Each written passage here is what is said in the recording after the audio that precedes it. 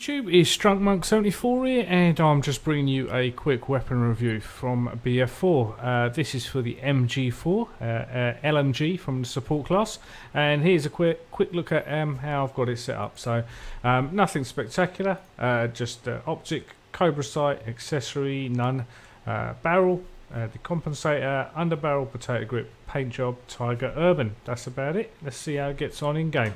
Okay, so let's just look at those attachments real briefly. So I've got the compensator here to help with the horizontal recoil, and just because I find the vertical recoil a little bit easier to deal with, so I don't use the muzzle brake, but doesn't matter which one you use, you're going to receive an automatic fire penalty, so that's where the potato grip comes in. It just helps reduce that penalty a little bit. The cobra sight, I've started using the cobra sight again. When BF4 first came out, I was all about the coyote sight, but you know, in BF3 my preferred sight was a cobra sight, and I think I'm starting to just fall in love with it all over again.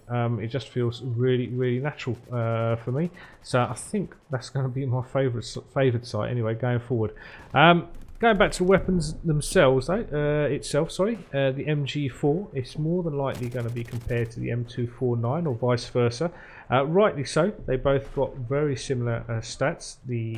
Apart from their recoil, the M249 has left recoil of 0.45, right recoil of 0.3, whereas the MG4's left recoil is 0.2, right recoil is 0.4, so probably a little less horizontal drift on the MG4.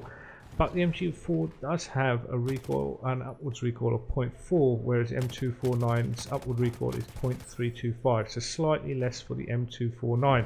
But as I said before, the vertical recoil I find a little bit easier to deal with. I can compensate for that a hell of a lot easier than I can horizontal recoil anyway. So I'd naturally pick a weapon that's got slightly less horizontal recoil, and definitely while I'd be putting on a compensator, it definitely helps me out a little bit more when I'm firing.